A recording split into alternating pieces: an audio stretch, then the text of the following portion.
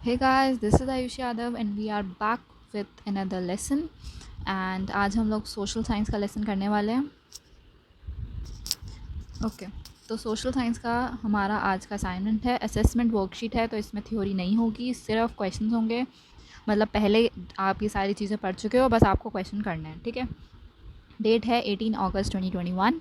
तो हम लोग स्टार्ट करते हैं आज का लेसन। तो फर्स्ट क्वेश्चन कहता है कि रिन्यूएबल रिसोर्स इनमें से कौन सा है, इन जो ऑप्शंस दी हुई हैं उनमें से कौन सा है। ओके, रिन्यूएबल रिसोर्सेज हैं ये सारे, ठीक है, जिसके अंदर solar energy, hydro power, biomass, geothermal और विंड आता है। मतलब वो एनर्जी जो दोबारा बन सकती है अपने आप, उसे रिन्यूएबल एनर्जी कहते हैं, ठीक है। मतलब सोलर एनर्जी जो है वो सन की रेस से आती है, ठीक है। अगर हम यूज़ भी कर रहे हैं तो भी वो एनर्जी हमें मिलती रहेगी दोबारा दोबारा। बायोमास होता है हमारा जो खाद बनती है, ठीक है, जो हमारी खाद बनाते टाइम जो गैस निकलती है उसे बायोमास कहते हैं।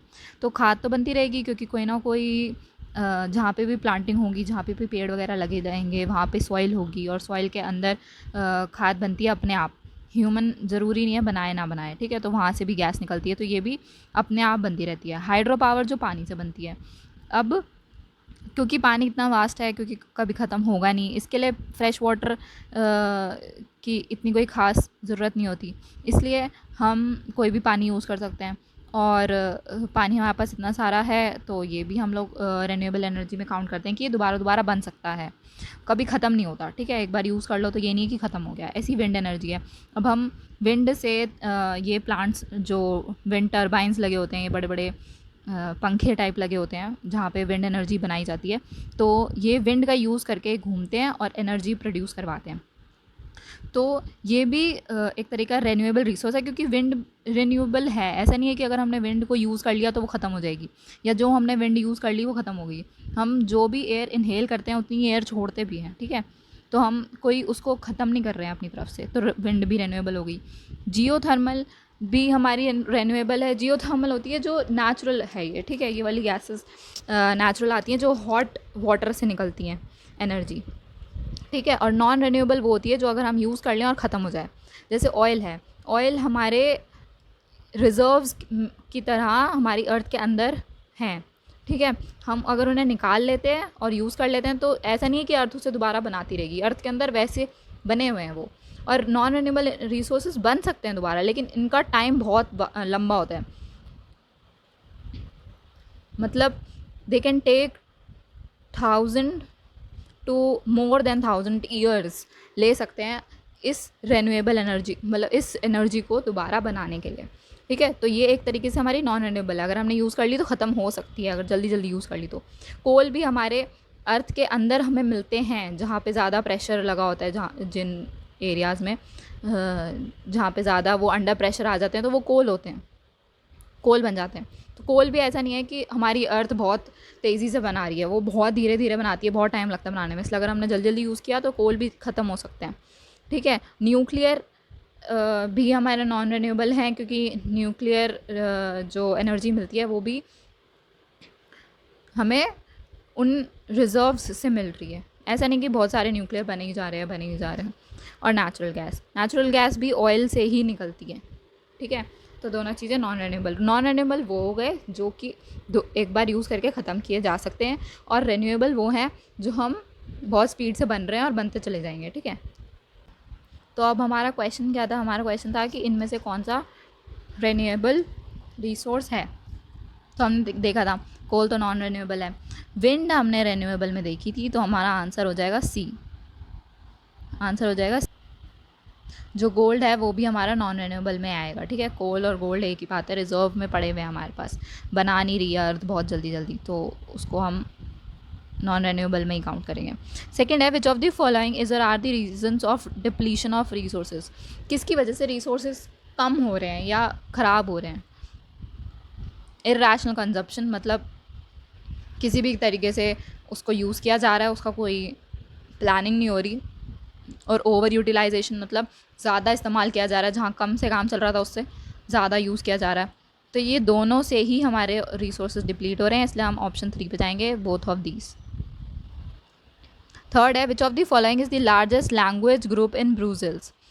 कैपिटल, बेल्जियम की कैपिटल है ब्रूजल्स, वहाँ पे लार्जेस्ट लैंग्वेज ग्रुप कौन सा है, बताओ। तुमने पढ़ा होगा ये अपने एसएसटी के हिस्ट्री के चैप्टर में, क्या होता है। मेरे हिसाब से तो फ्रेंच है, बाकी आप बताना अगर गलत है तो। विच of the following is not a natural resource. अब इनमें से कौन सा नेचुरल रिसोर्सेज नहीं है, ठीक है। नेचुरल रिसोर्सेज वो जो हमें अर्थ खुद बना के दे रही है, ठीक है। फॉरेस्ट तो हमें अर्थ बना रही है, विंड भी हमें अर्थ बना के दे रही है, वाइल्ड लाइफ भी अर्थ दे रही है, हम तो नहीं बना रहे खुद। स्कूल हम बना रहे हैं, तो स्कूल हमारा नेचुरल रिसोर्स नहीं है। आंसर हो गया सी। फिर विच of the following is not a challenge in the development of resources. अब हम कह रहे हैं कि अगर हम रिसोर्सेज को डेवलप कर रहे हैं तो इनमें से कौन सा चैलेंज हमें नहीं आएगा अगर हम रिसोर्स डेवलप करेंगे तो, ठीक है। अगर एक्यूमुलेशन इन फ्यू हैंड्स, सिर्फ कुछ लोगों को ये काम दे दिया जाए कि रिसोर्स डेवलप कर दो तो थोड़ी डेवलप हो जाएगा, तो चैलेंज तो आएगा ही। इनडिस्क्रिमिनेट यूज़ ऑफ रिसोर्सेज, मतलब रिसोर्सेज को धड़ल्ले से यूज़ किया जा रहा है बिना किसी उसके, ठीक है।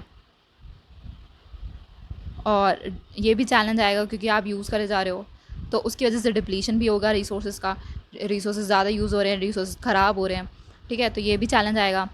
लास्ट बचा रिसोर्स प्लानिंग। रिसोर्स प्लानिंग क्या होता है, अगर हम किसी भी चीज़ की प्लानिंग करके उस रिसोर्स को यूज़ कर रहे हैं, एक प्लानिंग फॉर्म, एक रूल रेगुलेशंस के साथ हम रिसोर्स को यूज़ कर रहे हैं, तो वो चैलेंज नहीं आएगा, वो तो हेल्प करेगा ना डेवलपमेंट ऑफ रिसोर्सेज के लिए। तो हमारा आंसर हो गया D. Okay, 6th question, in which country is Sinhala recognized as the only official language? Sinhala कौन सी कंट्रीज की ऑफिशियल लैंग्वेज है? सिन्हाला है श्रीलंका की, आंसर हो जाएगा डी, ठीक है।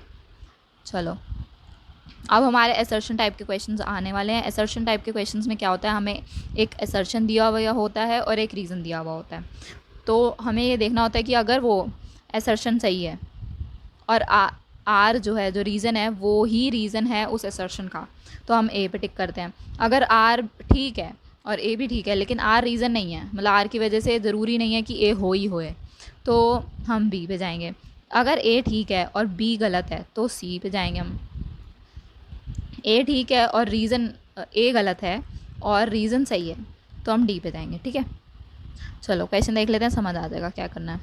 क्वेश्चन 7 ये कहता है community government were established in Belgium to move tensions. Community government बनाई गई थी बेल्जियम में टेंशंस रिमूव करने के लिए, क्या ये बात सही है?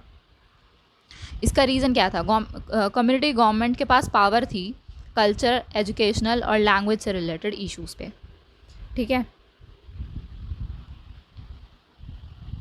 मेरे को दोबारा शूट करना है, चलो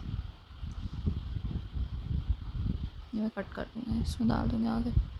ओके, 8th क्वेश्चन है, असर्शन कह रहा है power sharing ensures stability in political system.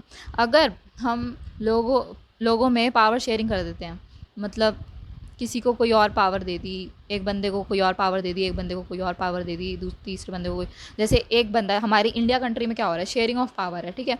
PM के पास अलग काम है, सीएम के पास अलग काम है, एजुकेशन मिनिस्टर बने हुए हैं, एग्रीकल्चर मिनिस्टर बने हुए हैं, यूनियन मिनिस्टर्स काफ़ी सारे बने हुए हैं, हर किसी को एक एक डिपार्टमेंट दिया गया है, तो पावर शेयरिंग हो रही है, तो उससे स्टेबिलिटी आएगी कि नहीं आएगी?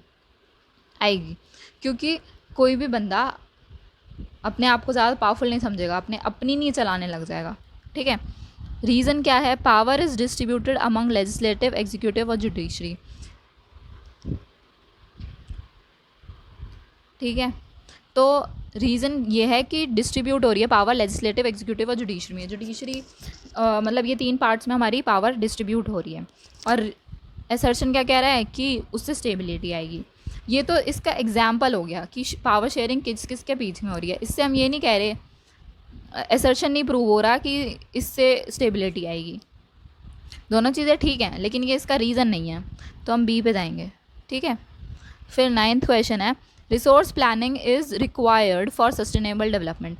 हमें एक प्लानिंग से काम करना पड़ेगा अगर हमें सस्टेनेबल डेवलपमेंट करनी है, तो ये तो ठीक है, ठीक है। रीज़न क्या है? Sustainable development means development should take place without damaging the environment, development of present should not compromise. ये तो सस्टेनेबल डेवलपमेंट की डेफिनेशन है, लेकिन इससे हम ये थोड़ी कह सकते हैं कि रिसोर्स प्लानिंग हमें चाहिए सस्टेनेबल डेवलपमेंट के लिए। सस्टेनेबल डेवलपमेंट की हमने डेफिनेशन बता दी है, उससे हम ये थोड़ी कह सकते हैं कि रिसोर्स प्लानिंग चाहिए ही चाहिए हमें सस्टेनेबल डेवलपमेंट के लिए। दोनों चीज़ें सही हैं, लेकिन ये इसका रीज़न नहीं है। तो हम बी पे जा रहे हैं। 10th है, power sharing is very spirit of democracy. Democracy में पावर शेयरिंग होती है, ये ठीक है। Powers is shared among different social group in the society. Democracy power जो है वो शेयर हो रही है different social groups in society में।